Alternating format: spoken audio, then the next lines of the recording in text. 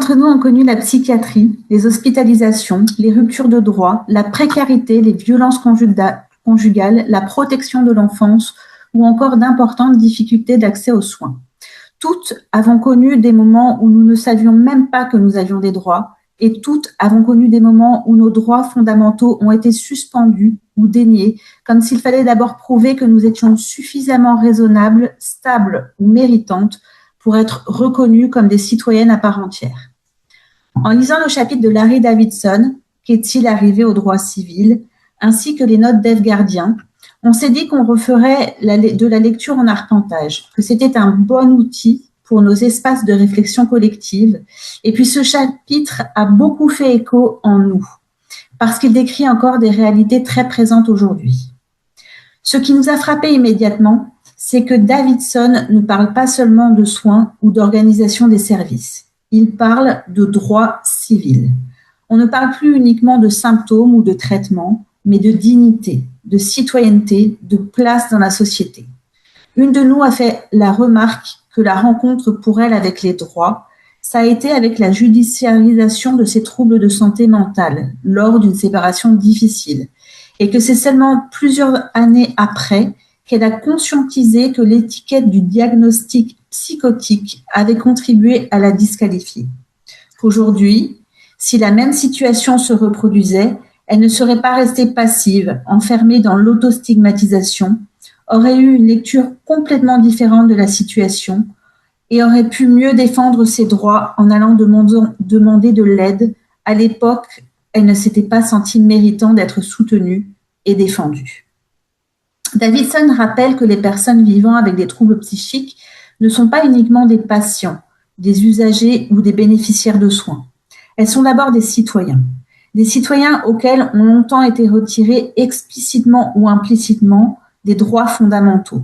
Le droit d'habiter où l'on veut, d'aimer qui l'on veut, d'avoir des enfants, de travailler, de participer à la vie sociale, de choisir pour soi-même, de prendre des risques ou simplement d'avoir une existence digne. Ce qui nous a particulièrement marqué dans ce chapitre, c'est que Davidson refuse de réduire le rétablissement à une amélioration clinique. Cela nous fait profondément écho, car le mot rétablissement n'a jamais été autant utilisé dans les discours institutionnels et professionnels, alors que concrètement, ce qui est parfois mis derrière ce terme n'a plus grand-chose à voir avec ce que nous quatre entendons par rétablissement.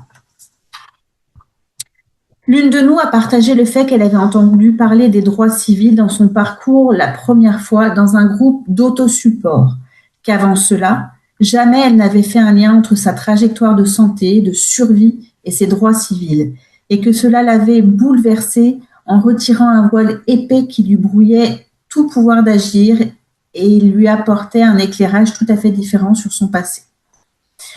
Le COFOR Hauts-de-France, Centre de coformation au rétablissement, développe des espaces d'apprentissage et de coproduction des savoirs par et pour des personnes concernées, engagées comme pères aidants et ou étudiants, avec tout citoyen intéressé, dans une logique de croisement des savoirs, d'empowerment individuel et collectif. Au COFOR, 12 séances sont proposées qui ensemble constituent le module droit. Et nombreux sont les étudiants stupéfaits quand ils découvrent les liens entre droit civil et leur réalité. Une de nous au COFOR indique qu'elle a compris d'où lui venaient ses colères alors qu'elle ne savait pas expliquer et que l'approche par les droits avait fait remonter sur la jeunesse de ses colères et qui chaque fois était liée au fait de ne pas avoir accès à une pleine citoyenneté et à des droits fondamentaux. Lorsque Davidson écrit qu'un rétablissement trop longtemps repoussé est un rétablissement refusé, il ne parle pas seulement du soin. Il parle aussi des mécanismes sociaux, institutionnels et politiques qui maintiennent certaines personnes dans une attente permanente. Attendre d'aller mieux, attendre d'être stabilisé, attendre d'être suffisamment autonome, attendre que les institutions soient prêtes. Beaucoup de nos pères ont cessé d'attendre, épuisés d'être regardés comme des charges ou des incapables, comme des personnes dont les droits resteraient conditionnels. Cette question du « attendez », analysée par Davidson à partir de Martin Luther King, nous semble centrale. Dans la lettre de la prison de Birmingham, Martin Luther King dénonçait déjà les modérés bien intentionnés qui soutenaient les droits civiques en théorie tout en demandant sans cesse de patienter. Davidson reprend cette réflexion pour montrer comment certaines formes de paternalisme existent et persistent dans le champ de la santé mentale. Et lorsqu'on lit cela aujourd'hui, on a l'impression que ce texte aurait pu être écrit maintenant. Car aujourd'hui encore, beaucoup de personnes concernées entendent dire qu'elles ne sont pas prêtes à vivre seules, pas prêtes à reprendre des études, pas prêtes à devenir parents, pas prêtes à travailler, pas prêtes à participer aux décisions. Nous pensons ici aux nombreuses personnes qui vivent encore des hospitalisations sous contrainte, extrêmement violentes, des mises à l'isolement, des contentions chimiques ou physiques dans des conditions dénoncées depuis des années par de nombreuses institutions, mais aussi par les personnes concernées elles-mêmes. On se fait la réflexion que depuis 30 ans, des allers-retours Terre-Lune ont été écrits sur les droits, les innovations en santé, la participation, la citoyenneté, mais que dans les faits, tout avance à l'allure d'un escargot et que les droits civils nous paraissent parfois en recul. Ce qui est frappant dans le texte de Davidson, c'est qu'il montre que la question ne se limite pas au manque de moyens. Tout de même, parler des droits en psychiatrie et en santé mentale aujourd'hui oblige à regarder une réalité en face. Pour beaucoup de personnes concernées, le droit aux soins reste un droit théorique. Nous observons des inégalités territoriales majeures. Dans certains territoires, il faut attendre des mois pour obtenir un rendez-vous avec un psychiatre. Dans d'autres, il n'y a tout simplement plus de psychiatres. Des personnes voient leur traitement interrompu faute de suivi régulier, faute de professionnels disponibles, faute de structures accessibles. Cette rupture de soins entraîne des aggravations, des hospitalisations évitables et parfois des drames. Nous assistons au tri des personnes. Les situations jugées trop complexes, trop chroniques ou pas assez stabilisées circulent d'un dispositif à l'autre sans véritable accompagnement. Le système demande aux personnes d'aller bien pour accéder aux soins, alors même qu'elles sollicitent de l'aide parce qu'elles ne vont pas bien. Le manque de moyens humains est devenu structurel. Les équipes sont épuisées, les patients aussi.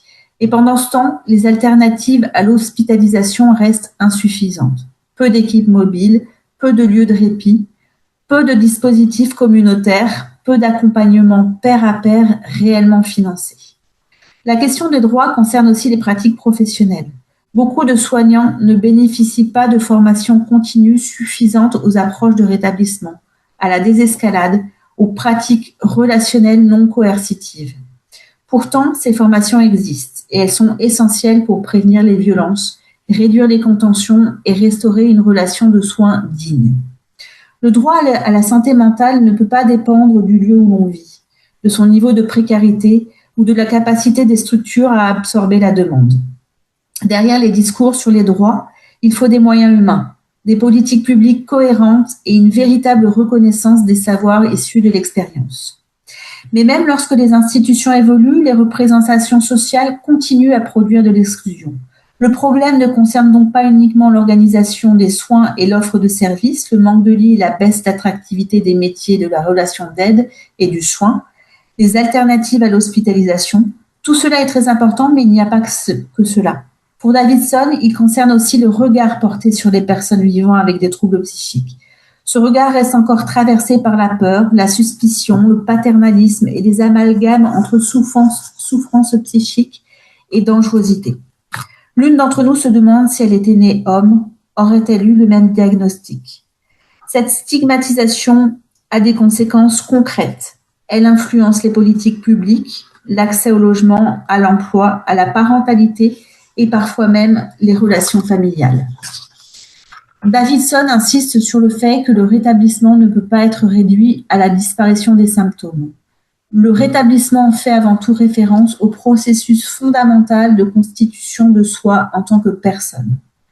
Davidson critique également la récupération institutionnelle du mot rétablissement lorsqu'il devient simplement un mot de novlangue ou un prolongement de contrôle psychiatrique.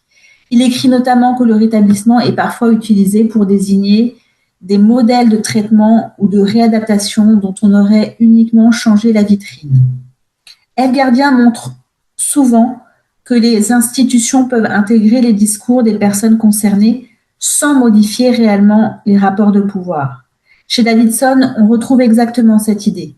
Le rétablissement peut être célébré tout en restant empêché concrètement. Cette idée fondamentale dans toute la pensée contemporaine du rétablissement, le soin ne peut pas se limiter à normaliser, à rendre conforme ou adapter. Il doit permettre l'existence sociale, le choix, la participation et la reconnaissance.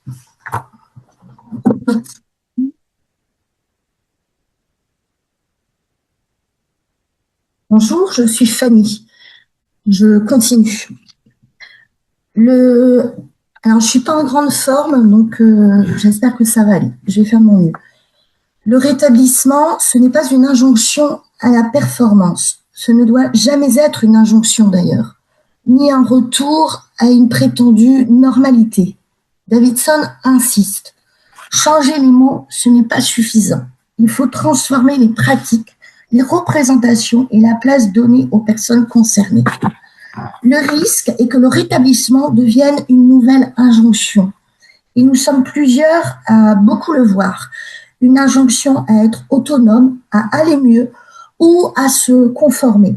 Quand Davidson écrit que les personnes ayant une maladie mentale sont d'abord et avant tout des personnes ayant leur place ici dans la société, cette phrase nous fait bien sûr écho et l'une de nous indique que toutes les minorités sont empêchées de prendre place dans la société.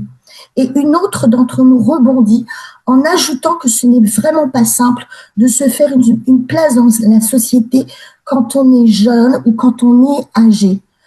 Une autre ajoute qu'à part une poignée de grands privilégiés, c'est en fait devenu compliqué pour presque tout le monde de trouver sa place dans la société aujourd'hui. Alors pour les personnes avec une étiquette dans leur dossier médical de troubles psy et se cumulant les vulnérabilités ou l'appartenance à plusieurs minorités, eh bien c'est multiplication des peines. Dans nos expériences de terrain, nous voyons aussi combien les personnes concernées développent des formes d'autostigmatisation. L'une de nous indique qu'elle s'autostigmatise encore beaucoup et se sent moins légitime du fait de son diagnostic. Lorsqu'une société répète constamment à certaines personnes qu'elles sont incapables, dangereuses ou fragiles, il est très difficile de s'émanciper de ces représentations. À force d'entendre qu'elles ne sont pas capables, certaines personnes finissent même par ne plus s'autoriser à rêver. Or, Davidson parle justement du droit de poursuivre ses rêves. Plusieurs d'entre nous auraient trouvé cet objectif complètement irréaliste il y a quelques années, car pendant longtemps, elles pensaient que poursuivre leurs rêves ne serait jamais à leur portée et qu'elles devaient impérativement y renoncer. Eve Gardien insiste également sur le fait que l'autonomie dans les notes ne peut être pensée comme une indépendance absolue. Les personnes vivent toujours dans des formes d'interdépendance sociale, affective, matérielle et institutionnelle, qui qu'elle soit. Dans cette perspective, Larry Davidson critique les modèles qui conditionnent l'accès à la citoyenneté à une compétence préalable jugée suffisante. Une telle logique inverse complètement le processus. Ce n'est pas parce qu'une personne serait devenue pleinement autonome qu'elle pourrait participer à la vie sociale. C'est bien souvent la participation sociale elle-même qui permet progressivement de construire de l'autonomie. L'une d'entre nous se montre également très critique sur ce que contient le mot autonomie. Et l'autonomie, elle devrait être également pensée par la personne.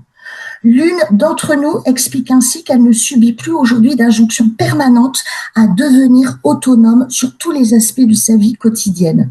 Cette absence d'exigence constante a considérablement réduit sa charge mentale et lui a permis de développer davantage sa participation citoyenne. Auparavant, il lui était sans cesse demandé de progresser afin de satisfaire les autres et surtout d'être validé comme capable et autonome. Comme il n'y parvenait pas malgré ses efforts, cette situation produisait de la frustration, de la culpabilité, un sentiment diffus d'injustice et d'échec récurrent. Désormais, un soutien lui est apporté dans certains aspects du quotidien et avec ses pairs, elle a pu déconstruire une conception normative de l'autonomie fondée sur l'indépendance totale. Cette redéfinition lui a permis d'investir autrement ses capacités d'agir, ses engagements collectifs et sa place dans la cité. Nous voyons comment le concept de rétablissement est ainsi récupéré et transformé selon des critères totalement extérieurs à la personne. L'une d'entre nous raconte qu'une personne de sa famille avec un trouble psychique a vécu douloureusement une évaluation neuropsychologique présentée comme un outil de rétablissement. Pourtant, elle n'a pas eu le sentiment d'être accompagnée pour mieux comprendre ses propres ressources, ses limites ou ce qui soutenait réellement son mieux-être. L'évaluation semblait surtout destinée à mesurer si elle progressait selon les critères définis par le professionnel. À cette période, elle participait à un programme qui lui faisait du bien. Elle y trouvait davantage de confiance en elle, reprenait goût aux échanges avec les autres et se sentait progressivement moins enfermée dans l'image de la malade. Mais lorsqu'elle a demandé à poursuivre ce programme, cela lui a été refusé au motif qu'elle n'avait pas suffisamment progressé selon les résultats attendus par le neuropsychologue. Ce refus a été vécu comme profondément violent et paradoxal. Ce qui lui permettait justement de reprendre confiance lui a été retiré parce que cette amélioration ne correspondait pas aux indicateurs retenus par les professionnels. Là où l'institution voyait une absence de progression, elle ressentait pourtant de son côté un mieux-être réel, moins de difficultés à la prise de parole, à participer et surtout à croire à nouveau en elle-même. Après l'arrêt du programme, cette confiance s'est effondrée. Cette situation illustre la manière dont le rétablissement peut parfois être récupéré par des logiques normatives. La personne n'est plus reconnue comme experte de ce qui améliore sa propre existence, mais réévaluée à travers des critères extérieurs qui vont invisibiliser des transformations pourtant essentielles dans son vécu quotidien. Elle implique donc une redistribution du pouvoir et cela reste bien difficile et compliqué, car faire participer réellement les personnes concernées oblige les institutions à accepter d'être déplacées, critiquées, questionnées et transformées. Faire participer réellement les personnes oblige à renoncer à certains de ces privilèges pour réduire les écarts de hiérarchie et de pouvoir. Et pour nous quatre, on ne peut pas penser au droit civil sans penser au partage du pouvoir. Nous en sommes très loin encore. Reconnaître les savoirs expérientiels comme des savoirs légitimes fait désormais partie pourtant des discours contemporains. Mais il existe encore de nombreuses manières de contourner ou d'instrumentaliser ces savoirs. Les fameuses certifications, les plans, les projets, où il faut placer les personnes concernées pour marquer des bons points, mais sans aucune volonté de partage du pouvoir, sont monnaie courante. Elles sont presque la norme. Les personnes concernées possèdent des connaissances extrêmement fines des dispositifs, des ruptures de parcours, des violences invisibles, des obstacles administratifs, mais aussi des ressources qui favorisent le rétablissement. Pour l'une d'entre nous, ne pas être au même niveau que les professionnels permet aux professionnels d'être rassurés et de se dire qu'ils ne sont pas comme nous, de maintenir une frontière artificielle entre eux et nous. D'un côté, les sachants bien droits, de l'autre côté, les malades non conformes.